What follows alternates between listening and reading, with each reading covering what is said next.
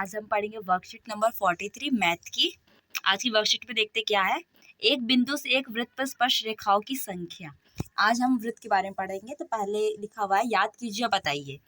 एक डैश वृत्त की दो बिंदुओं पर स्पर्श छूती मतलब छुआ करती है। क्या आखिर छूती है दो बिंदुओं पे, तो वो हमारी क्या होती है, जीवा होती है।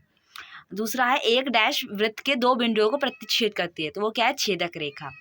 थर्ड है, किसी वृत्त की स्पर्श रेखा उसे डैश बिंदुओं में प्रतिष्ठित करती है। और चौथा है, वृत्त तथा उसकी स्पर्श रेखा के उपनिष्ठ बिंदु को डैश कहते हैं। चलिए अब हम इसका आंसर देख लेते हैं, क्या क्या है इसका आंसर।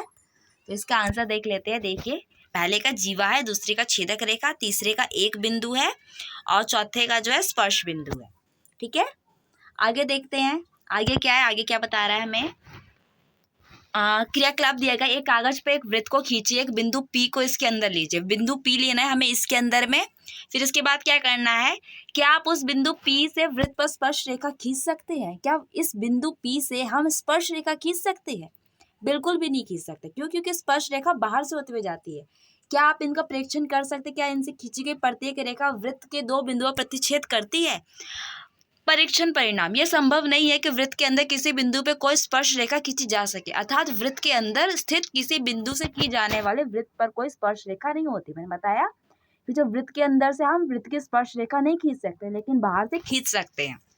यानी कि स्पर्श रेखा होने के लिए बिंदु को बाहर होना जरूरी है। स्थिति 2, वृत्त पर एक बिंदु P लीजिए और उस बिंदु को स्पर्श रेखा खींचिए। परीक्षण परिणाम, वृत्त के इस बिंदु पर एक ही स्पर्श रेखा होती है। अर्थात वृत्त पर स्थित किसी बिंदु से वृत्त पर एक और केवल एक स्पर्श रेखा, यानी कि इस बिंदु से हमने कोई एक बिंदु लिया बाहर से, उस पर हम क्या कर सकते हैं, एक और केवल एक स्पर्श रेखा। स्पर्श रेखा हम एक बना सकते हैं, लेकिन एक बिंदु हमने लिया, एक हमने स्पर्श रेखा बनाई। अब तीसरा देखते हैं क्या है। वृत्त के बाहर एक बिंदु, ये वाला जो है ना, इसमें क्या रेखा था, जो हमने बिंदु लिया है वो कहाँ, P पे लिया था। ठीक है, अब P क्या है, P से यहाँ से हम इस बिंदु से एक स्पर्श रेखा खींच सकते हैं। तीसरा हम देखते हैं, तीसरी स्थिति हमारी क्या कहती है, वृत्त के बाहर एक बिंदु P लीजिए। अब हमने वृत्त के बाहर एक बिंदु P लिया है। अब इसमें हमें क्या करना है, वृत्त को इस बिंदु से स्पर्श रेखा खींचने का प्रयास कीजिए। हम यहाँ से क्या करना है, स्पर्श रेखा खींचनी है। क्या आप परीक्षण कर सकते हैं कि आप Q और R को कैसे व्यक्त कर सकते हैं? तो आपने देखिए, बिंदु बाहर है। अब इससे हमने पहले एक स्पर्श रेखा खींची जो Q तक गई। ठीक है, Q वाले बिंदु पर गई। अब हम इससे एक और खींच सकते हैं जो R पे भी हमारे बन सकती है। तो यानी कि एक जो बाहर एक बिंदु है, उससे हम दो स्पर्श रेखा खींच सकते हैं।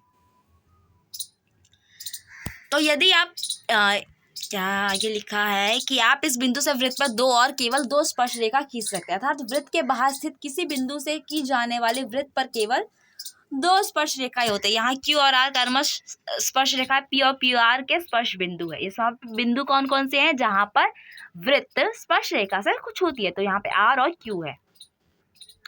प्रश्न, आप स्पर्श रेखा की लंबाई से क्या समझते हैं? स्पर्श रेखा की लंबाई, बाहरी बिंदु P से वृत्त के स्पर्श बिंदु तक स्पर्श रेखा खंड की लंबाई को बिंदु P से वृत्त पर स्पर्श रेखा की लंबाई कहते हैं। यानी कि बिंदु जहां पर वृत्त है, वृत्त का बिंदु जो स्पर्श रेखा को छू रहा है वो, और जो बाहर जो बिंदु है जहां से स्पर्श रेखा खींची शुरू की गई है, वहां से लेकर ये दोनों क्या है, उसकी पूरी लंबाई कहलाती है। अब इनका उत्तर दीजिए। उत्तर देना है क्या, वृत्त से बाहर वृत्त पर खींची गई स्पर्श रेखाओं की लंबाई क्या होती है, डैश होती है। वृत्त के बाहर स्थित किसी बिंदु से की जाने वाले वृत्त पर केवल डैश स्पर्श रेखाएं होती है। वृत्त के अंदर स्थित किसी बिंदु पर की जाने वृत्त की कोई स्पर्श रेखा है? तो इसका आंसर क्या है, हम देखते हैं फटाफट से। बिंदु से वृत्त पर खींची जाने स्पर्श रेखाओं की लंबाई बराबर होती है। वृत्त के बाहर स्थित किसी बिंदु से की जाने वृत्त पर केवल दो स्पर्श रेखा है। वृत्त के अंदर स्थित किसी बिंदु से की जाने वृत्त पर कोई भी स्पर्श रेखा नहीं होती है। ठीक है फ्रेंड्स, यहाँ पे हमारा वीडियो कंप्लीट होता है। आपको वीडियो कैसा लगा प्लीज से बताइए, इसे लाइक कीजिए, कमेंट कीजिए, शेयर कीजिए और आगे की वीडियोस देखने के लिए प्लीज मेरे चैनल को सब्सक्राइब कीजिए। Thank you.